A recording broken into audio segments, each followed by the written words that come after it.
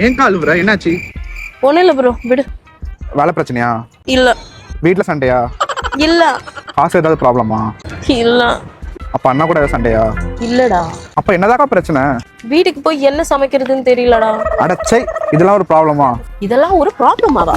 ஒரு வாட்டி கிச்சனுக்கு போய் என்ன சமைக்கிறதுன்னு தெரியாம நின்றுக்கியா? சமைச்சு முடிச்சு சாப்பாடுல கை வைக்கிறதுக்கு முன்னாடி அடுத்து என்ன சமைக்கணும்னு தலையை பிச்சிருக்கியா? ஒரு நாளைக்கு 3 வேலை, ஒரு வாரத்துக்கு 21 வேலை, ஒரு மாசத்துக்கு 90 வேலை. இதுல 10 snacks, tea, coffee, grocery, shopping, லொட்டு லொசுக்குன்னு எல்லாம் சேர்த்தா 100க்கு மேல ஆகும். இது உனக்கு ப்ராப்ளமா தெரியலையா?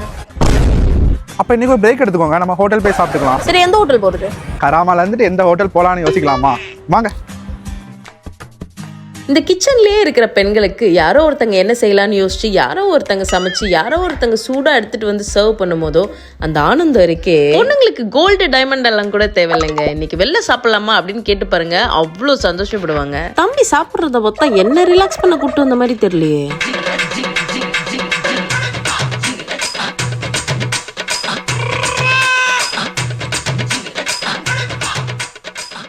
சாப்பாடு சும்மா தரமாக இருந்துச்சு. முக்கியமாக இந்த ஜிகர்தண்டா நீங்கள் அஞ்சப்பரில் குடிக்காமல் வந்துட்டிங்கன்னா அது தெய்வ குத்தமாயிடும். ரெஸ்டாரண்ட் மேலேயே ஒரு க்யூட்டான பார்ட்டி ஹால் இருக்குது. அதுவும் இல்லாமல் இவங்க மந்த்லி மெஸ்ஸும் ப்ரொவைட் பண்ணுறாங்க. நல்ல சாப்பாடு, சூப்பர். Thank you ma'am. அவ்வளோதானா?